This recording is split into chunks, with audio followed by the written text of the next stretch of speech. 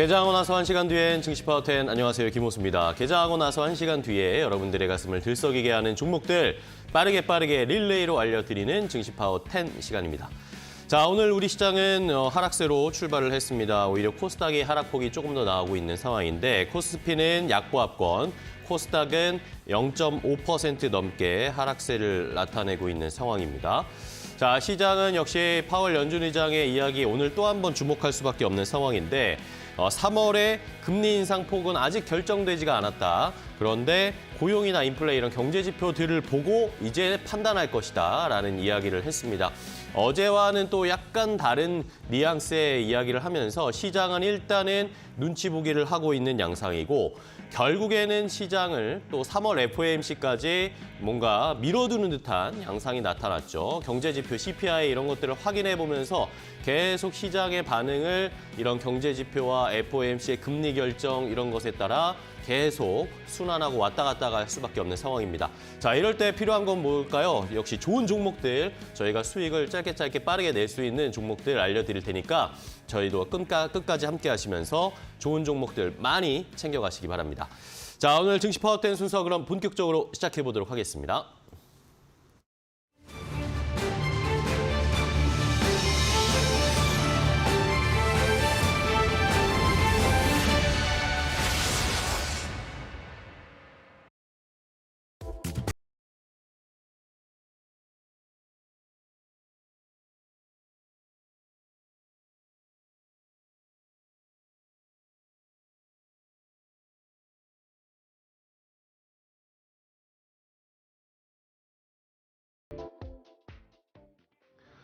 자, 그러면 스피드 종목 10으로 바로 시작해 보도록 하겠습니다. 여러분들께 좋은 종목들을 저희가 소개해 드리겠습니다. 두 분의 전문가와 함께 10가지 총 20가지 종목을 알려드릴 텐데 저희가 한 종목당 90초의 제한 시간을 가지고 핵심만 요약해서 확실하게 알려드릴 테니까 좋은 종목들 한번 찾아보시고요. 자, 혹시 들으시다가 궁금한 점이 생긴다 하신 분들은 샵 3772번 문자나 유튜브 라이브 댓글창에 지금 바로 질문을 주셔도 됩니다. 이 종목에 대한 매수가, 목표가, 어떻게 전략을 짜야 될까요? 아니면 이 기업 앞으로 전망 좋은가요? 이 사업의 앞으로의 확장성 좋을까요? 이런 구체적인 질문을 주셔도 되니까 저희가 최대한 그런 내용 반영해서 설명을 해드릴 테니까 많은 참여해 주시면서 시청해 주시기 바랍니다.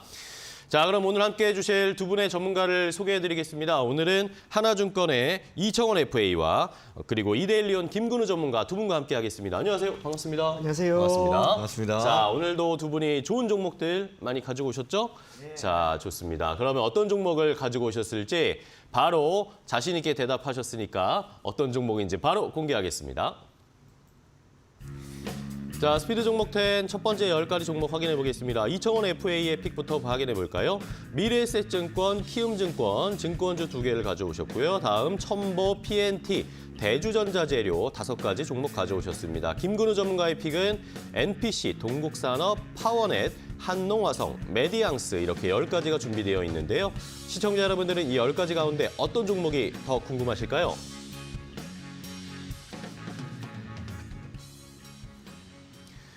자, 이렇게 첫 번째 10가지 종목을 공개해드렸습니다. 여러분들이 관심 가는 종목이 분명히 있으실 텐데 자, 이런 종목들이 있으시면 저에게 질문을 주시면 됩니다. 샵 3772번 문자나 유튜브 라이브 댓글창에 지금 바로 질문 올려주시면 저희가 최대한 자세하게 알려드리겠습니다. 자, 그리고 김근우 전문가도 함께 투자 노하우를 공유하실 수 있는 방법이 있습니다. 여기 보이시죠? QR코드 보이실 텐데 지금 스마트폰 꺼내셔서 이 QR코드 바로 인식하시면 이 오픈 채팅방에 김근우 전문가와 함께 입장하셔서 좋은 투자 노하우 공유하실 수 있으니까 많이 참여해 주시고 혹시라도 모르시겠다 하시는 분들 문자 보내주셔도 됩니다. 샵 3772번으로 김근우 이렇게 전문가님 성함을 보내주시면 저희가 안내해 드릴 테니까 김근우 전문가와 함께 좋은 투자 노하우 공유해 보시기 바랍니다. 자, 그럼 바로 시작을 해봐야 되겠죠? 첫 번째 종목은 이청원 FA님께서 스타트를 끊어주시죠. 예, 미래에셋증권입니다. 증권주를 가지고 왔다는 것은 시장이 괜찮을 것이다라고 그러게요. 하는 것과 같겠죠. 개인적으로 시장은 정말 문제없이 잘 흘러갈 거라고 봐요. 고용 지표가 다시 한번 좋게 나왔습니다. 그렇다면 파월 의장의 입장에서는 오로지 하나 인플레이션이라고 하는 이 한 가지 변수에 대응하면 되는데 금리 인상이라고 하는 한 가지 카드만 가지고 계속 조절할 수는 없습니다. 그렇죠. 무엇보다 인플레이션이 지금 6% 정도 수준이 나오는데 이걸 단기적으로 2%까지 낮추지도 못할 겁니다. 그러한 상황에서 금리를 계속해서 올리는 것은 결코 안 돼요. 지금 시점 수준에서 금리 인상폭은 앞으로 기껏해야 0.5 내지 0.75% 정도가 남아있는 수준밖에 안 될 겁니다. 네. 그게 0. 베이비 스텝으로 가든 빅 스텝으로 가든 시장에 놓여 있는 시장 리스크, 금리 인상은 앞으로 희석될 수밖에 없다는 거예요. 지금 연초부터 시장이 괜찮은 것도 그런 맥락에서 이해하시면 됩니다. 미래세 증권 같은 경우에는 예수 부채가 됩니다. 회원들이 예탁한 모든 자금이라고 생각하시면 되는데 그게 증권사 중에 가장 많습니다. 지난 4분기 실적이 상당 부분 안 좋았습니다만 이것은 이제 기저 효과로 보일 필요가 있습니다. 그러한 상황에서 시장이 연초부터 조금씩 괜찮아졌기 때문에 주식 투자, 시장에 참여하는 개인 투자자들도 조금씩 늘어나고 있다는 점. 그게 주가 상승에 고스란히 묻어 있다라고 보여집니다. 추가적인 상승을 시간을 두고 분명히 기다리시면 되지 않을까 그렇게 생각이 되는 만큼 긍정적으로 볼 것을 권해드리겠습니다. 네, 좋습니다. 자, 첫 번째 증권주 시장에 대한 긍정적인 전망을 해주시면서 첫 번째 종목으로 소개해 주셨고요. 이번에는 김근우 전문가님 첫 번째 종목 뭘까요? 첫 번째 종목 MPC라는 종목 MPC. 가져왔습니다. 지난 네. 2월 9일 날 제가 방송에서 말씀드렸던 종목이고요. 이제 이슈는 제가 기존에 다 설명을 드렸기 때문에 네. 이 점만 참고하시라고 말씀드리겠습니다. 이제 최근에 환경부가 전기차 폐배터리를 폐배터리를 생산한 업체가 직접 수거해 가도록 하는 이런 방식을 의무화하겠다, 이런 방안을 검토하겠다, 이런 발표를 하게 되면서 MPC가 주가가 상승하는데 좀 수혜를 받았다, 이런 이야기가 많이 들려오는 상황인 것은 참고를 해주시기를 좀 부탁드리겠습니다. 차트를 보면서 좀 말씀을 드려볼게요. 먼저 주봉을 보겠습니다. MPC에게는 제가 중요해 보이는 라인 두 군데를 제가 표시를 했습니다. 7,540원 라인과 네. 9,594원 라인입니다. 자, 왜 이 구간을 제가 선택을 했냐라면 기존에 2021년부터 이제 대세 상승이 이루어지는데 대세 상승할 때 저항을 받았던 구간입니다. 자, 여러 차례 이제 저항을 받게 되면서 이 구간이 굉장히 중요한가 보다라는 우리에게 힌트를 주었는데 네네. 자, 돌파가 이루어집니다. 21년 말에 돌파가 이루어지는데 그 이후에 바로 눌림이 발생했어요. 다만 돌파 이후 눌림 다음에는 가파른 상승이 발생했습니다. 자, 이런 점에서 제가 항상 말씀드리는 지지와 저항에서 중요한 자리가 어디인지를 판단하는 것이 굉장히 중요하다, 이렇게 말씀을 드리도록 하겠습니다. 자, 지금 위치는 쭉 대세 하락을 한 다음에 다시 한번 저점을 올려주면서 상승하는 위치입니다. 네. 자, 이때 지금 제가 말했던 중요한 구간을 돌파한 상태이기 때문에 이후에 상승할 수 있는 가능성이 다시 한번 높아지는 자리다, 이런 말씀 드리도록 하겠습니다. 네, 좋습니다. 자, 어쨌든 지지선을 잘 유지하다가 지금 대세 하락 나오고 다시 이제는 또 시세를 보여줄 수 있지 않을까 기대를 하시는 MPC 확인해봤고, 이번에 이청원 FA님 다음 종목이요. 네, 키움 증권입니다. 증권주 한 번 더. 예, 증권주에 대한 부분은 결국 시장이 될 것이고 이에 대한 설명을 제가 조금 전에 드렸고요. 키움 증권은 온라인 기준으로 고객이 가장 많은 기업입니다. 앞으로도 온라인 접근 그 방법 자체가 조금 더 용이하기 때문에 영문이라고 하는 HTS를 쓰는 이들은 더 늘어나지 않을까 그렇게 생각이 되고, 네. 수수료 수익이라고 하는 것은 증권회사의 입장에서 사실상 리스크 없이 수익을 창출하는 방법 중 하나입니다. 키움증권이 크게 홍보를 하지 않음에도 불구하고 이미 시스템 자체가 안정적이고 속도가 괜찮다. 네. 그 모든 평가가 퍼져 있기 때문에 수수료 수익은 앞으로 꾸준히 늘어날 수밖에 없을 거라고 보여지고요. 기타 리테일이나 홀세일, IB 투자 운용, 지난해 그리 좋진 않았습니다만 차트가 연초부터 1월 4일이었죠. 대략 8% 정도까지 올라가면서 이후 상승 흐름을 보이고 있습니다. 시장이 코스피가 되든 코스닥이 되든 전반적으로 흐름 자체만 좋으면 네. 증권사 키움증권의 경우에는 주가가 오르지 않을 이유가 결코 없다고 보여지고요. 코스피 시장은 일정 부분 박스권에 놓여 있다 하더라도 코스닥은 분명 좋습니다. 그 모든 흐름 토대로 주가도 결국 조금 더 올라갈 것이라고 생각이 되고, 2월 17일이었습니다.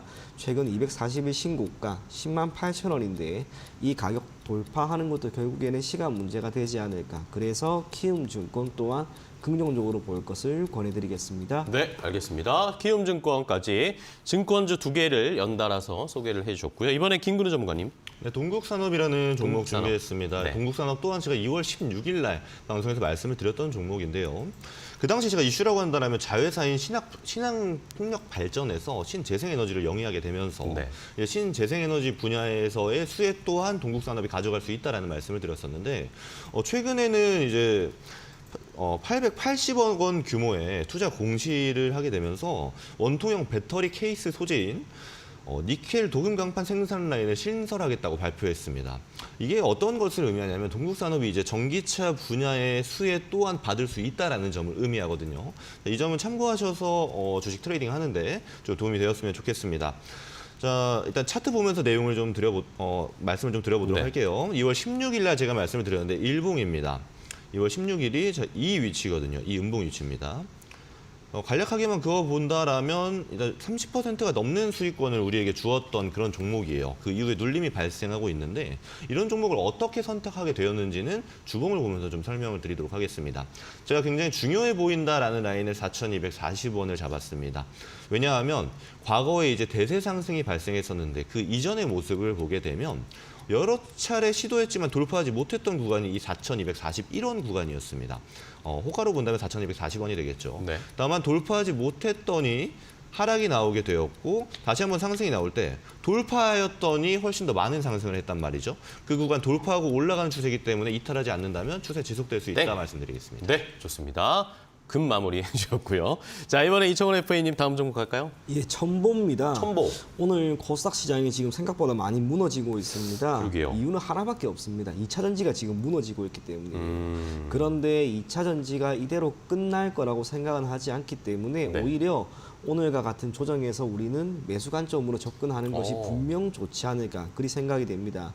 동사 같은 경우에는 OLED 소재 그리고 반도체 공정을 기반으로 한 전자 소재를 기반으로 한 사업부가 있고 전해질과 전액 첨가제를 생산하고 있는 2차 전지 사업부가 있습니다. 네. 역시 첨보라고 하는 기업은 우리가 알고 있는 것처럼 2차 전지 사업부 이게 앞으로 더 중요하지 않을까 그렇게 생각이 되고요.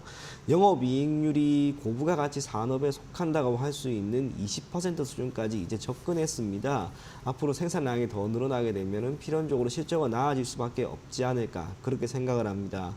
첨보 같은 경우에는 아쉽게 양극재 관련 기업이 아니다 보니 연초부터 에코프로, 에코프로 PM, LNF와 같은 강한 상승이 나오지 않았습니다. 하지만 양극재 쪽이 우선 이렇게 올라가게 되면 필연적으로 기타 음극재, 분리막, 전해질 관련 기업들도 시간을 두고 결국에는 올라갈 거라고 봅니다. 그러한 관점에서 첨보라고 하는 기업을 정말 오늘 지금 7% 정도 빠지고 있는데 이걸 네. 어렵게 부담 갖지도 말고요. 오히려 여러분들이 낮은 가격에 매수할 수 있는 시점이다 생각하시고 편안하게 한번 매수할 것을 권해드리겠습니다. 알겠습니다. 자, 2차 전지 소재주들 오늘 전반적으로 다 에코프로나 LNF나 다 빠지는데 오히려 이런 기회를 좀 잡아보자라는 의견 주셨고요. 자, 이번에 김구루 전문가님은 어떤 종목 자랑해 주실 건가요? 파워 네. 네, 파워넷이라는 종목을 파워넷. 좀 말씀드리면서 자랑도 좀 같이 해볼까 네. 합니다. 파워넷은 제가 이미 2차례 방송에서 말씀을 드렸었는데 그러게요. 오늘이 좀 3차례가 되었다라는 점 알고 계시면 될 것 같고요. 자, 일단 차트를 보면서 좀 설명을 드리겠습니다. 이슈는 제가 워낙 많이 설명을 드렸기 때문에 자, 이날입니다. 자, 1월 31일 날 대량 거래 장대 양봉이 발생하게 되면서 그 이후에 상승을 좀 주도했던 모습이 있습니다. 자, 먼저 1월 26일이죠. 자, 이 양봉이었었는데 1월 26일부터 단기간에 약 8%, 약 9% 정도의 상승을 주었습니다. 자, 그 다음에 제가 2월 16일 날 다시 말씀을 드렸어요. 네. 자, 이날 아직 끝나지 않았다. 다시 한번 갈 수 있다고 말씀을 드렸고 그 이후로는 꽤나 큰 폭의 상승이 23%, 약 24% 정도의 상승을 만들어주고 지금은 눌려 있는 그런 상태입니다. 그러면 이 종목을 제가 어떻게 선택하게 되었는지를 좀 말씀드려 볼게요. 주봉입니다.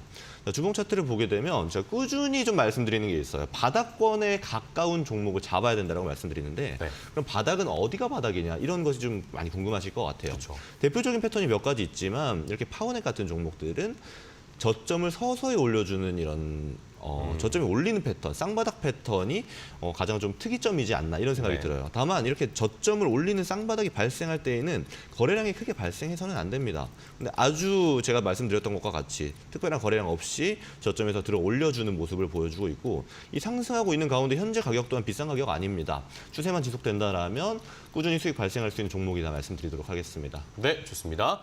자, 파원의 시간에 딱 맞게 소개를 해주셨고요. 이번에 이청원 FA님 다음 종목 갈까요? 네, PNT입니다. 또 2차 전지입니다. 네. 그만큼 흐름이 오늘은 좋지 않다 하더라도 크게 걱정할 필요가 없다고 대세다. 확신을 하기 때문이에요. 네. PNT 같은 경우에는 이제 음극과 양극 거기에 분리막까지 모든 장비를 어느 정도 시장에 공급을 하고 있습니다. 그중에서도 소재 사업 같은 경우에는 동박, 광합 필름 등 디스플레이 소재용 전자, 전기, 소재도 모두 생산을 하고 있고요. 매출 비중이 점진적으로 2차 전지 쪽에서 확대가 되고 있습니다. 불과 3, 4년 전만 하더라도 매출에서 차지하는 비중이 30에서 40% 정도밖에 되지가 않았는데 지금 70% 수준. 명백히 2차 전지 관련된 기업이라고 할 수 있을 것으로 네. 보여지고요. 설명은 크게 다르지는 않습니다. 양극재는 이제 지나갔습니다. 기타, 음극, 분리막, 전해질 이쪽에서 분명히 흐름은 크게 나올 거라고 생각이 되는 만큼 PNT 한번 눈여겨보도록 하고요. 기술적으로 이번 달입니다. 3월 초에 16% 정도 장대 양봉이 한번 크게 나오고 이 흐름을 어느 정도 이어갈 거라고 봤는데 그러지 못하고 오늘 조금 조정이 나오고 있습니다. 네. 그런데 조정이 나왔다 하더라도 3월에 강한 상승이 이미 나온 것에 따른 조정이기 때문에 이걸 우리가 주가가 이대로 무너진다라고 생각하는 것보다는 일시적으로 매도 물량이 조금 나온 것 정도로만 생각하시면 좋을 것 같아요. 6만 원이 아니라 7만 원, 8만 원 그 정도를 보고 한번 매수할 것을 권해드리겠습니다. 알겠습니다. PNT 역시 2차 전지도 이제 앞으로 다음 타자들이 계속 돌아가면서 상승할 거다라고 전망을 해주셨고요. 자, 이번엔 김근우 전문가님요. 네, 한동화성 준비했습니다. 한동화성은 제가 지난주에 말씀을 드렸던 네, 종목인데 상당히 많이 상승을 했던 많이 올랐죠. 그런 종목입니다. 자, 한동화성은 일단 전고체 배터리 관련 주다. 이 정도만 좀 말씀을 드리고 차트 설명을 좀 드리겠습니다. 좋습니다. 자, 일봉입니다. 자, 일봉상 차트인데 보시게 되면 제가 말씀드렸던 것이 이 3월 2일 목요일입니다. 자, 이때부터 해서 자, 거래일 자체가 얼마 안 됩니다. 약 3거래일 만에 60% 정도의 네. 상당히 가파른 상승을 보여줬는데 그 이후에 지금 눌림이 발생하고 있긴 합니다. 근데 이런 종목들 특이점이라고 하면 이렇게 가파르게 상승하면 이렇게 이평선들 보이시죠? 이 이평선들과 이격이 굉장히 벌어져 있습니다. 이럴 때에는 함부로 진입하게 되면 가파르게 상승한 만큼 가파르게 이제 흘린이 물린다라는 표현을 하죠. 그런 가능성이 존재하기 때문에 이동평균선과의 이격이 좀 좁혀질 때까지 기다렸다가 진입하시는 것을 좀 권장드리고요. 선택하게 된 배경을 좀 말씀드리자면 중요한 라인을 제가 좀 그어봤습니다. 이 한동화성이 대세 상승을 시작할 때에는 이 라인을 항상 돌파를 했었어요. 12,000원 정도의 가격대가 되겠네요. 자, 이 구간 보시게 되면 돌파하고 나서 강하게 상승을 했고 상승한 다음 하락할 때에도 이 구간에서 지지받는 모습 확인하실 수 있을 겁니다. 그리고 다시 한번 상승을 했지만 하락을 하죠. 하락할 때에도 이 구간에서 여러 차례 지지받으면서 한동화성이라는 종목은 12,000원 구간대가 되면은 변곡점이 되는구나. 지지를 받는구나 또는 저항을 받는구나. 그래서 제가 예측했던 것이 이랬을 때 바닥권에서 쌍바닥이 만들어졌고 거래량 붙으면 좀 올라갈 수 있겠다라고 봤는데 이 구간을 저항 한번 받지 않고 강하게 돌파했단 말이에요. 그럼 다음 구간까지도 도달할 가능성 높다라고 말씀드리도록 하겠습니다. 네, 좋습니다. 자, 한동화성까지 확인을 해봤습니다. 이번에는 이청원 FA님의 5번째 종목이죠? 예, 대주전자 재료입니다. 대주전자 재료. 고분자, 전도성, 형광체 그리고 2차 전지용 음극재 소재 우리가 흔히 알고 있는 전자제품에 들어갈 수 있는 다양한 재료를 생산하고 있는 기업으로 보시면 좋을 것 같습니다. 그러다 보니 다양한 테마를 가질 수가 있겠지만 지금은 역시나 2차 전지와 관련된 기업이라고 여러분들이 생각을 하시고 네. 해당 종목은 바라보면 좋지 않을까 그렇게 생각을 합니다. 아쉬운 게 있다면 반도체 업종이 그리 좋은 움직임을 보이고 있지 않다 보니 이에 필요한 소재에 대한 공급이 크지는 않습니다. 그게 매출이나 영업이익과 같은 실적에 부정적인 영향을 미치고 있다 하더라도 반도체 업종에 대한 긍정적인 흐름에 대한 것도 결국 시간이 지나면 나올 거라고 봅니다. 지금은 매우 안 좋은 시점을 지나가고 있는 시점. 그런 면에서 반도체 소재 관련된 부분에서도 추후에 실적은 조금 더 나아지지 않을까 그렇게 생각을 하고 있고요. 2차 전지 쪽은 매출 비중이 20% 정도 됩니다. 하지만 이 매출 비중이라고 하는 것도 역시 고부가가치이기 때문에 앞으로 더 늘어나지 않을까 그렇게 생각을 하고 있습니다. 최근에 240일 기준 신고가를 기록을 합니다. 3월 7일 10만 8,900원까지 가파르게 올라갔는데 이렇게 올라간 상황에서 지금 매도 물량이 많이 나오면서 조정이 나왔단 말이에요. 선이 추세선이 쭉 올라가다가 오늘처럼 나온 이런 하락 여러분들이 어렵게 생각하지 마시고 역시 매수 관점으로 대응할 것을 권해드리겠습니다. 알겠습니다. 대주전자재료까지 역시 2차 전지 관련 종목들 오히려 조정 나올 때 오늘은 좀 매수할 찬스다. 계속 강조를 해주시고 계십니다. 다음 김근우 전문가님. 네, 메디앙스입니다. 메디앙스 메디앙스. 또한 이제 지난주죠. 3월 2일에 말씀드렸던 네. 종목인데요. 화장품이나 유아용품을 제조하고 판매하는 기업이다 보니까 최근에 발표됐던 OECD 출산율 최저다라는 발표 이후에 출산 장려 정책이 발생하게 된다라면 이 메디앙스가 좀 수혜주가 될 수 있겠구나 하는 네네. 이런 기대감과 함께 수급이 좀 발생했던 종목입니다. 자, 제가 말씀드리고 나서 어떻게 좀 움직였는지 차트 보면서 설명드리도록 하겠습니다. 제가 방송 때 말씀드렸던 구간이 이 4,240원 구간입니다. 네. 자, 4,240원 구간인데 자, 이쯤 되겠죠? 이것도 이 메디앙스라는 종목도 몇 거래일 안 됩니다. 약 5거래일 만에 23.7%, 약 24%의 수익률을 이제 가져다 주면서 굉장히 좀 좋은 종목이었습니다. 네. 다만 지금은 좀 눌리고 있는 구간인데 메디앙스는 사실 저는 굉장히 오래 봐도 괜찮다라는 생각이에요. 왜냐하면 제가 월봉을 보면 알 수가 있습니다. 제가 중요한 라인대를 그어놓긴 했는데 그 이전에 이 가격을 한번 보겠습니다. 가격. 최고 가격이 72,523원. 굉장히 상승할 때는 가파르게 상승해주고 높은 가격까지 갔던 종목인데 네. 지금 가격대는 4,500원입니다. 네. 가격 구간으로만 본다면 2008년이거든요. 2008년 금융위기 때입니다. 금융위기 때 가격대와 굉장히 유사한 모습을 보여주고 있어요. 아무래도 지금 상당히 저평가되어 있는 구간이기 때문에 올라갈 곳이 훨씬 더 많지 앞으로 떨어질 곳이 많지는 않다 이런 말씀 드리겠습니다. 제가 중요한 라인 그어둔 게 이제 8,600원 라인대인데 네. 이 구간을 돌파할 때마다 강한 상승이 나왔다는 걸 보면 이 구간 중요하다라는 말씀 드리도록 하겠습니다. 알겠습니다. 자, 출산 장려 정책에 반응을 보였던 메디앙스까지 저희가 10가지 종목을 함께 확인을 해봤습니다. 저희가 이렇게 전해드리는 방송 내용은요, 시청자 여러분들의 투자에 참고가 되는 내용 알려드리는 겁니다. 최종 투자 판단과 결정은 시청자 여러분들께서 직접 내려주셔야 한다는 것 다시 한번 좀 강조드리겠습니다. 자, 그럼 이제 저희가 소개해드렸던 10가지 종목 혹시 못 보신 분들을 위해서 정리해드리겠고요. 지금 시장 상황은 어떤지도 바로 체크하고 오겠습니다.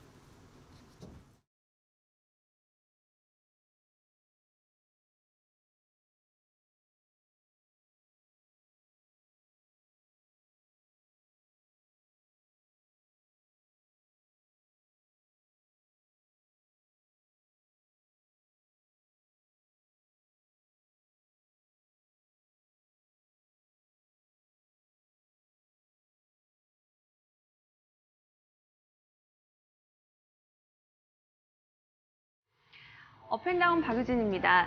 금리 인상 우려가 계속해서 커지고 있습니다. 간밤 패드워치에서 0.5%포인트 금리 인상에 대한 베팅은 73%까지 올라왔고요. 또 일각에서는 6%대 기준금리가 형성된 이후에 장기적으로 유지가 될 것이다. 이런 전망까지도 나오고 있습니다. 시장은 불안정한 모습을 보이고 있는데요. 현재 지수 흐름 체크해 보도록 하겠습니다. 현재 양시장 모두 하락세를 보이고 있습니다. 개장 바로 직후에는 두 시장 모두 0.3%대의 상승세를 보이기도 했는데요. 지금은 하락 전환한 모습 보여주고 있고요. 코스피는 2,428선 지나고 있는 모습이고 코스닥은 806포인트 선을 지나고 있습니다. 이런 가운데 오늘은 또 어떤 종목, 어떤 업종들이 관심을 받고 있을지 오전장 업앤다운 체크해 보도록 하겠습니다. 먼저 태양광 관련주를 준비했습니다. 환경부가 수상 태양광 설비를 증설하겠다고 발표했습니다. 어제 환경부는 아리백 기업들을 대상으로 수상 태양광 정책 간담회를 열었는데요. 이 자리에서 수상 태양광 관련한 계획들을 발표했습니다. 2030년까지 단계적인 확대를 통해서 상수원이 아닌 19곳의 댐 수면에 총 1.1기가와트 규모의 수상 태양광 발전 시설을 개발하겠다는 계획이었는데요. 여기서 R200이란 이 기업이 2050년까지 사용 전력의 100%를 재생 에너지로만 충당한다는 자발적인 국제 운동입니다. 삼성전자와 SK E&S, 하나솔루션 그리고 네이버 등이 참여를 하고 있고요. 따라서 이들 기업은 어제 정책 간담회에 함께 참여를 했습니다. 발표된 수상 태양광 정책도 아리백 목표와 마찬가지의 결을 가지고 있었는데요. 재생에너지 100% 사용을 달성하기 위한 그 대책이다 이렇게 이야기를 했습니다.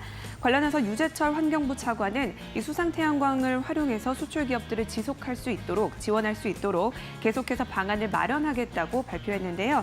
이 소식에 오늘 태양광 관련주들 힘을 받아가는 모습입니다. 현재 주가 흐름도 살펴보도록 하겠습니다. 태양광 관련주는 현재 시각 전체적으로 상승세를 보여주고 있고요. 개장 직후보다는 상승 탄력이 조금 떨어진 모습입니다. 그중에서도 KC 그린홀딩스가 3.01%로 상승률 상단에 위치하고 있습니다. 그리고 대명에너지는 현재 소폭 상승세를 보여주고는 있는데 5거래일 연속으로 상승 흐름 이어가고 있다는 점 함께 참고를 해보시면 좋겠습니다. 두 번째 종목도 보도록 하겠습니다. SBB테크인데요. 현대차가 로봇 부품 기업인 A사에 지분을 투자하는 방안을 검토 중이라는 소식이 나왔습니다. 그러면서 오늘 장에서는 SBB테크가 52조 최고가를 경신하기도 했는데요. 현대차는 그동안 로봇 사업에 지속적인 투자를 이어왔습니다. 2018년에는 5대 신산업으로 로봇과 AI 산업을 포함을 시켰고요. 대규모 투자를 진행하겠다는 계획을 계속해서 발표해왔습니다. 이번에는 로봇 부품용 감속기 분야의 선도 기업으로 꼽히는 어느 기업에 대해서 투자를 진행하겠다 이런 소식이 들려오고 있는데요. 해당 기업은 코스닥 상장 기업이라고 알려져 있습니다. 다만 구체적인 투자 규모나 방식에 대해서는 확정되지 않은 것으로 알려져 있는데요. SBB테크는 로봇용 감속기 개발사입니다. 국내 최초로 로봇 핵심 부품인 이 하모닉 감속기를 양산하면서 국내화에 성공하기도 했는데요. 때문에 이렇게 현대차의 지분 투자 소식으로 해당 기업이 강력한 후보로 오르고 있습니다. 오늘 장에서도 부각이 되는 모습인데요. 주가 흐름 살펴보도록 하겠습니다. 현재 SBB테크는 9% 넘게 오르면서 6만 원에 거래가 되고 있습니다. 6만 7천 원까지도 올랐었는데 현재는 조금 내려온 모습을 보여주고 있고요. 지난 52주 최고가는 6만 2천 원대였다는 점 함께 살펴보시면 좋겠습니다. 세 번째 종목 보도록 하겠습니다. 안철수 관련주인데요. 국민의힘 새 당대표의 4선 의원인 김기현 후보가 당선이 됐습니다. 안철수 후보가 낙마하면서 관련 테마주는 오늘 약세를 보여주고 있는데요. 어제 국민의힘 전당대회에서는 김기현 대표가 52.9%를 득표하면서 4명의 후보 중에서 과반으로 당선이 됐습니다. 안 의원은 23%를 득표하면서 2위에 올랐는데요. 선거가 마무리되면서 안 의원은 앞으로도 계속해서 민생을 위한 개혁을 지속해 나가겠다 이런 입장을 밝혔습니다. 이런 가운데 안철수 의원이 창업한 안랩은 지난 1월에 나경원 전 의원이 불출마 선언을 하면서 유리한 후보에 올랐다 이런 분석이 나왔고 또 이틀간 35%가 급등한 바 있습니다. 이와 함께 안철수 관련주로 묶이는 써니전자 역시도 예비 경선 날이었던 지난달 10일까지 20% 가까이 급등한 바 있는데요. 이렇게 안철수 의원의 정치 행보에 따라서 영향을 크게 받고 있는 두 기업입니다. 오늘장 주가 흐름도 체크해 보도록 할 텐데요. 안랩과 써니전자는 오늘 큰 폭의 하락세를 보이고 있습니다. 안랩은 11% 넘게 내리면서 6만 5,100원에 거래가 되고 있는 모습이고요. 써니전자는 12% 넘는 하락세를 보이고 있습니다. 2,400원에 거래가 되고 있는 모습 포착이 됩니다. 지금까지 업앤다운 박유진이었습니다.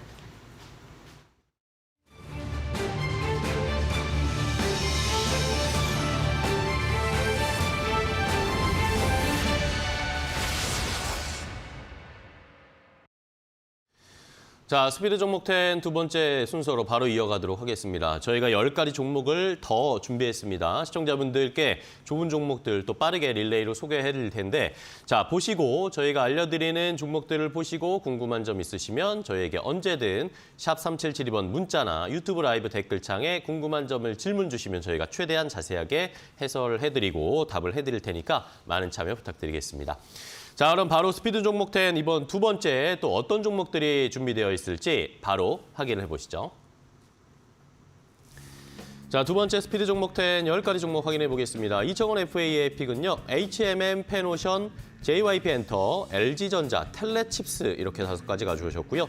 김근우 전문가의 픽은 서원인텍, 동국 RNS, 유니테크노, BP도, 효성 OMB 이렇게 10가지가 준비되어 있습니다. 시청자 여러분들은 이 10가지 가운데 어떤 종목이 궁금하신지 궁금한 점은 지금 바로 질문 주세요.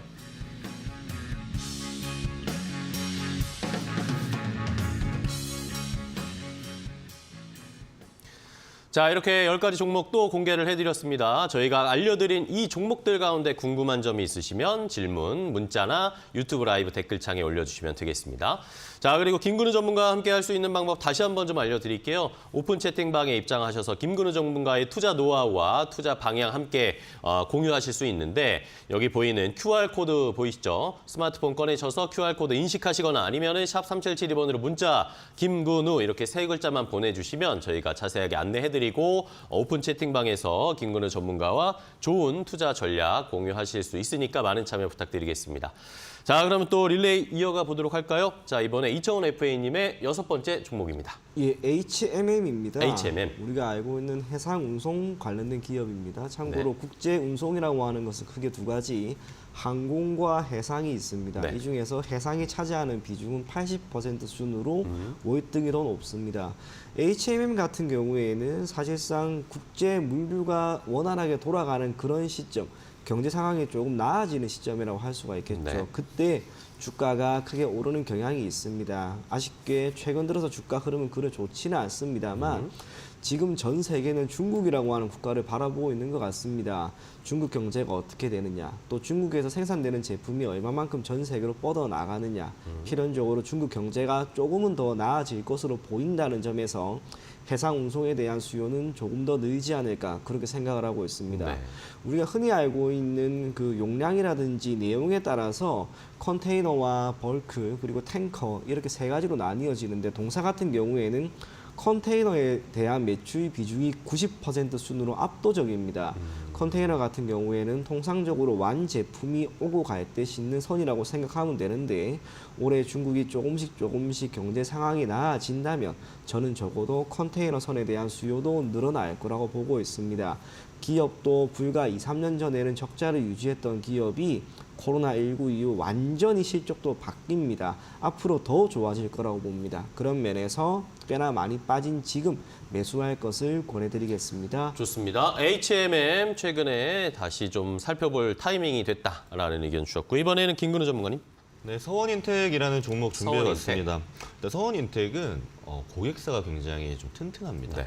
어디냐면 휴대폰 부품을 삼성전자에 공급하고 있고요. 오. 그리고 보호 회로를 LG 에너지 솔루션에 공급하고 있습니다. 자, 그만큼 이제 고객사가 좀 좋고 매출 또한 잘 나오고 있는 기업이다. 이 점을 참고해 주시면 좋을 것 같고요.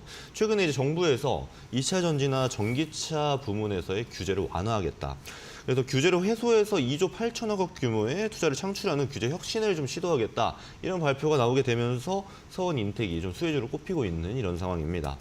차트 보면서 추가 설명 좀 드려보도록 하겠습니다. 서원인텍의 월봉입니다. 보시면은 처음에 상장한 게 2007년입니다. 그리고 지금 2023년인데 역대 거래량을 보게 되면 지금 3월이 3월 9일밖에 안 되는데도 불구하고 지금 거래량이 가장 큽니다. 그전에 거래량 중에 가장 큰 거래량이 지금 발생했다. 이 점을 유의 있게 봐주시면 좋을 네. 것 같고요. 주봉을 보시게 된다라면 저는 이런 차트를 굉장히 좋아해요. 어떤 거냐 하면 이게 고점을 만들어 줬을 때가 이제 1,200원 구간인데 이때 거래량 한번 보도록 하겠습니다. 자, 그리고 최근에 발생했던 3월 6일부터 시작했던 이번 주차의 거래량입니다. 훨씬 더 크죠. 네. 근데 다만 그 사이의 거래량 보겠습니다. 무려 지금 21년도 초반에 발생한 거래량을 제외하고는 이 2년 동안 거래가 없습니다. 그러다가 최근에 대량 거래가 발생했기 때문에 바닥 구간이구나, 상승할 수 있겠구나, 이렇게 인지해 주시면 참 좋겠다라는 말씀 드리도록 하겠습니다. 알겠습니다. 서원인텍 최근에 거래량이 폭증하면서 터졌는데 더 상승할 수 있을지 지켜보도록 하겠습니다. 이번에 이청훈 FA님. 네, 페노션입니다. 페노션. 조금 전 HMM과 같은 섹터에 속한 기업으로 그쵸. 생각하시면 되는데, 차이가 HMM은 컨테이너, 반면 페노션 같은 경우에는 벌크와 탱커의 매출 비중이 월등히 더 높습니다. 통상적으로 컨테이너 같은 경우에는 완제품의 운송이라고 생각하시면 좋지만, 벌크와 탱커 같은 경우에는 원재료 혹은 기타 곡물에 대한 수요, 이게 증가하는 경우에 물류량이 더 늘어나는 경향이 뚜렷하게 나타나고 있습니다. 네. 역시 핵심은 중국인데요. 중국도 경제를 원활하게 만들기 위해서는 결국 수출이 활성화가 되어야 됩니다. 이 수출 물량을 조금 더 활성화시키기 위해서는 필연적으로 원자재나 기타 재료에 대한 수요는 늘어날 수밖에 없습니다. 최근에 국제 유가가 다시 한번 조금씩 반등하는 기미도 결국 중국의 움직임과 크게 다르지는 않다고 봅니다. 그런 면에서 올해 오히려 완제품에 해당하는 컨테이너보다 원재료에 해당하는 이 벌크와 탱커에 대한 수요가 더 늘어나지 않을까, 그렇게 생각을 하고 있습니다. 기술적으로 보더라도 결코 나쁘지 않습니다. 지난 11월 저점을 찍은 이후로 매우 완만하게 큰 폭의 기울기는 보이고 있지 않지만 그래도 우상향하는 움직임이 뚜렷하게 나오고 있고요. 지금 저점 추세선으로 불릴 수 있는 구간에서 오늘 양봉이 뚝 나오면서 반등을 준비하고 있는 모습입니다. 오늘처럼 움직임이 나올 때 여러분들이 한번 접근해 볼 것을 권해드리겠습니다. 좋습니다. 펜오션 HMM에 이어서 해운 관련주 하나 더 주셨고요. 이번에는 김근우 전문가님. 네, 동국 RNS라는 종목 준비해봤습니다. 동국 RNS. 사실 이거는 좀 다른 얘기긴 합니다만 아까 말씀드렸던 동국산업과 원래 같은 회사였는데 좀 네. 불리한 이런 그쵸, 회사예요. 그쵸. 자, 근데 동국산업을 제가 가져온 이유는 최근에 이런 이슈가 있습니다. 중국 당국이 핵심 전략 물자라고 구분되는 희토류의 정제, 가공, 이용 기술을 수출 금지 및 제한 기술 목록에 포함시킨 것으로 좀 확인이 되었습니다. 근데 이 소식과 함께 동국 RNS가 급등을 했단 말이에요. 동국 RNS가 이제 희토류 관련 종목으로 요즘 꼽히는데 아니 중국에서 왜 수출을 못하는데 동국 RNS가 상승하지? 아마 이런 의문이 좀 드실 겁니다. 어떤 거냐 하면은 동국 RNS는 중국이 아니고 호주에 있는 호주의 희토류 광산을 보유한 ASM과 2020년 11월 업무 협약을 맺었기 때문에 희토류 관련주가 중국 관련이 아니고 호주 쪽에 이제 있다. 이를 통해서 중국에서의 어떠한 마이너스 되는 이런 이슈가 동국 RNS에게는 좀 호재가 될 수 있다. 이 점을 참고해 주시면 좋을 것 같아요. 게다가 추가적으로 영업이익이 이제 전년 대비해서 51.8%가 증가했다라고 공시까지 발표를 했기 때문에 동국 RNS의 앞으로의 상황은 좀 좋을 것이다. 이런 기대감을 많이 갖게 하는 그런 종목입니다. 차트 보면서 추가적으로 설명을 좀 드려보도록 하겠습니다. 주봉 보시게 되면은 21년 초죠. 이때 고점을 만들고 나서 저점이 서서히 낮아지는 추세를 보여줬습니다.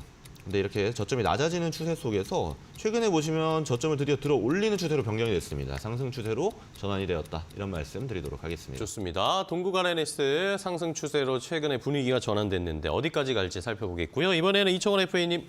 네, JYP 엔터입니다. JYP 엔터. 매일 이야기하고 또 있습니다. 주셨네요. 또 가지고 올 네. 거고 앞으로 계속 가지고 올 겁니다. 그럽니까? 좋으니까. 네. 다른 건 아니고요.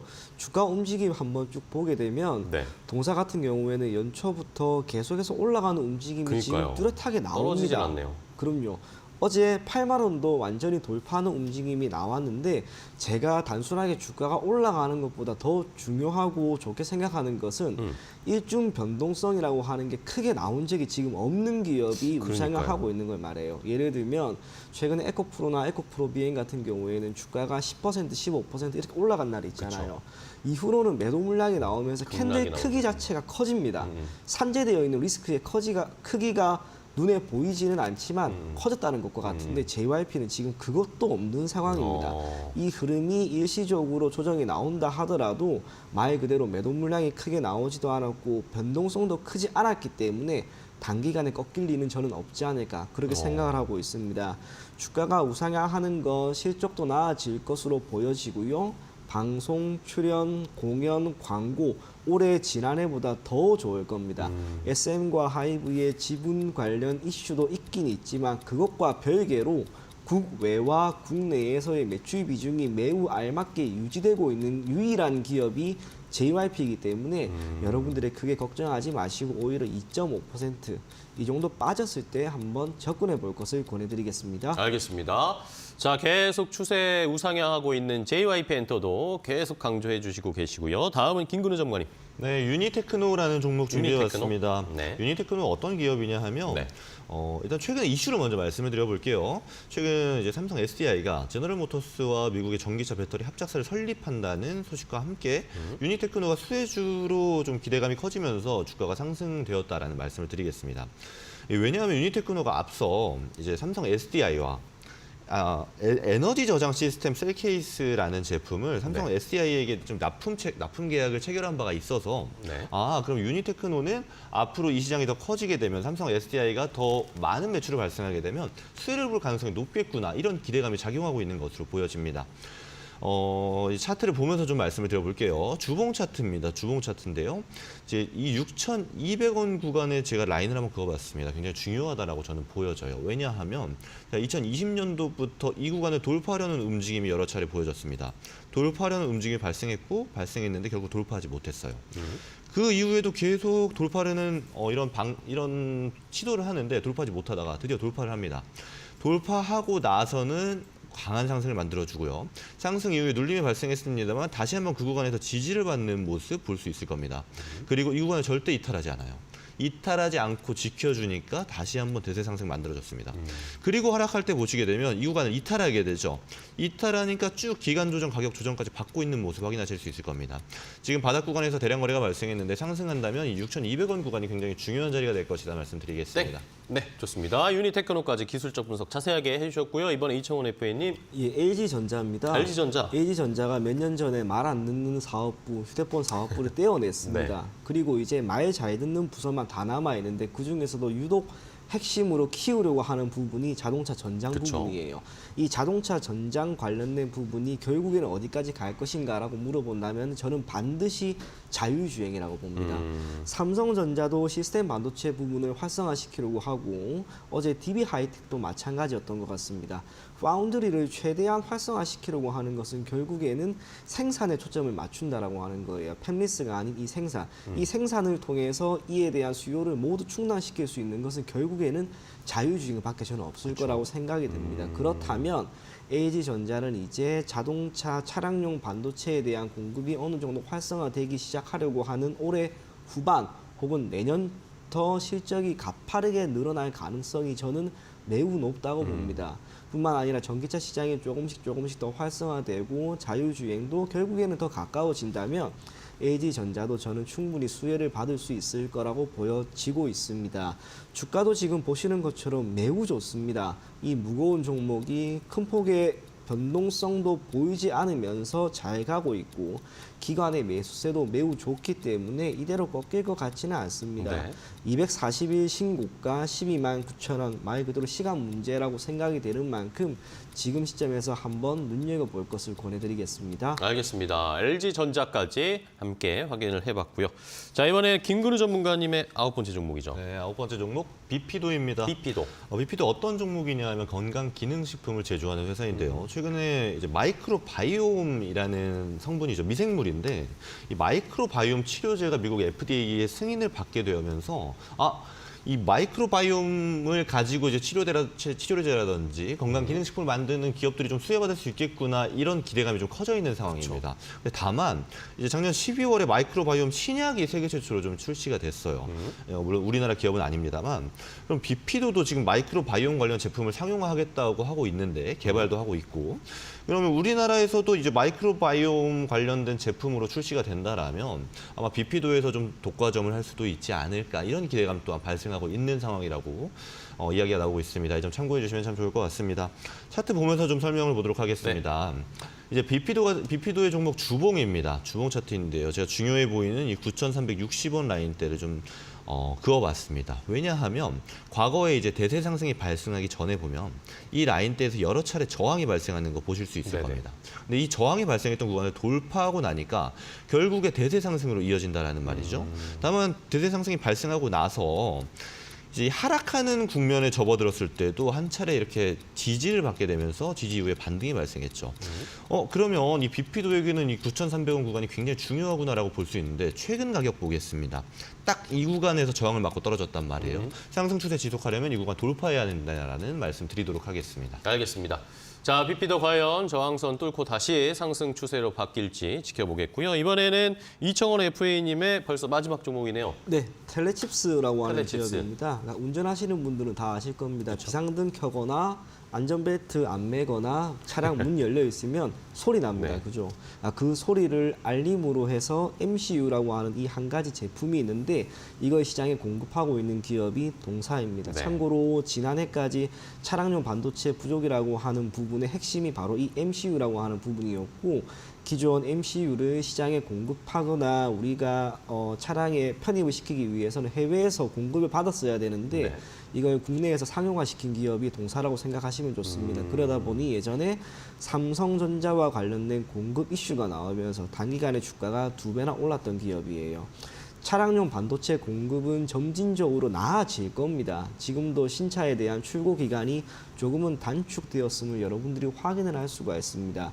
이러한 상황에서 코로나19가 터진 이후 차량용 반도체 공급 부족 그런 시점에서도 동사 같은 경우에는 실적의 측면에서 전혀 문제가 없었습니다. 물론 가파르게 올라가지는 않았지만 다른 기업들의 주가 흐름이 좋지 않았을 때, 실적이 좋지 않았을 때도 잘 버틴 기업입니다. 그리고 올해 들어서 주가는 보시는 것처럼 매우 잘 올라가고 있습니다. 주가 흐름 자체가 실적에 반영이 되는 것이라면 아마 앞으로 실적이 좋아질 것이라고 하는 것일 거고요. 네. 산업 전망 자체도 좋을 것으로 보이는 만큼 이대로 결코 마무리되지는 않을 겁니다. 해당 종목 계속 가지고 갈 것을 권해드리겠습니다. 알겠습니다. 텔레칩스 계속 끌고 가자라는 전략 주셨고요. 이번에는 김근우 전문가님의 마지막 종목이죠. 네, 벌써 마지막 종목입니다. 네. 이제 마지막은 효성 OMB라는 종목 효성 OMB. 준비해봤습니다. 유기질 비료라든지 사료를 도매로 판매하는 업체인데요. 최근에 이제 가파르게 상승했습니다. 갑자기 급등을 했었는데 저는 이 급등한 이유를 좀 찾아보려고 뉴스를 막 찾아봤는데 특별한 이슈가 없습니다. 다만 제가 생각하는 거는 최근에 AI가 이게 뚜렷하게 강세를 보여주고 있고 AI에 흔히 말해서 돈이 좀 쏠리는 현상이 발생하고 있는데 네. AI를 영위할 수 있는 사업 중에 스마트팜이 있습니다. 아무래도 효성 OMB가 스마트팜과 연계될 가능성이 상당히 높은 기업이기 때문에 좀 이 점에 수혜를 받고 있고 또 기대감을 갖고 있는 그런 기업이 아닌가 이런 생각이 좀 드는 상황입니다. 차트를 보면서 좀 설명을 드리겠습니다. 먼저 효성 OMB의 주봉 차트입니다. 사실 굉장히 많이 빠졌었어요. 그래서 기술적 반등으로만 볼 수도 있습니다. 이제 18,000원 구간을 22년 3월에 만들어주면서 굉장히 어려웠던 구간이거든요. 2020년 3월이. 근데 이 종목이 대세 상승을 가는 주도주가 되나 이런 기대감을 좀 많이 만들어줬었는데 그때 이후로 쭉 하락했습니다.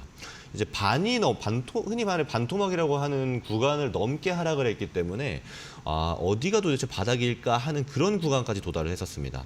다만 최근에 보시게 되면은 다시 한번 저점을 올려주면서 상승하는 구간으로 추세 전환을 했다라는 점 참고해 주시면 좋을 것 같고요. 제가 중요한 라인이라고 이 9,910원 라인대를 그어봤습니다. 네. 왜냐하면 이 구간을 돌파하기 상당히 어려워했었던 종목인데 돌파하게 되면 엄청나게 상승을 잘 보여줬던 그런 종목이에요. 돌파하면 상승, 돌파하면 상승. 근데 지금 이 구간에서 저항을 땡! 여기까지입니다. 네, 자 마지막 종목 열의 있게 열성적으로 설명을 해주셨는데 시간이 조금 부족했고요.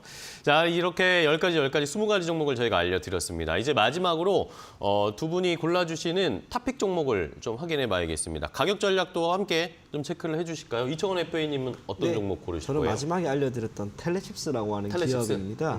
지난해 3월, 5월 이때 2만 원까지 올라갔기 때문에 저는 목표 가격 2만 원 제시해 드리도록 하겠고요.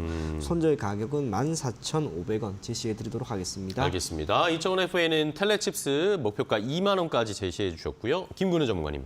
저는 마지막에 말씀드렸던 설명도 다 못 드렸던 예. 효성 OMB 하도록 하겠습니다. 여기에 더 설명해 주시죠. 차트 보면서 해야 돼서 좀 길어질 수 있으니까 생략을 하고 네, 제가 가격 전략. 목표가랑 말씀드리겠습니다. 매수가는 지금이라고 봤을 때 저는 손절가를 8,550원 라인으로 잡아주시고요. 목표가를 9,950원으로 해서 1차 목표가 달성하면 수익 실현 한번 하는 거를 권장드리겠습니다. 알겠습니다. 자, 효성 OMB와 텔레칩스를 두 분이 오늘 탑픽으로 골라주셨습니다. 가격 전략까지 제시를 해드렸으니까 오늘 시장에서 한번 잘 접근해 보시고요. 이외에 다른 종목들도 관심 종목에 넣고 잘 살펴봐 주시기 바랍니다. 자, 오늘 두 분의 전문가와 함께 했는데 오늘 좋은 종목 소개해 주셔서 감사하고 다음 주에는 더 좋은 종목들 많이 챙겨서 와주시기 바랍니다. 고생 많으셨습니다. 고맙습니다. 감사합니다. 네.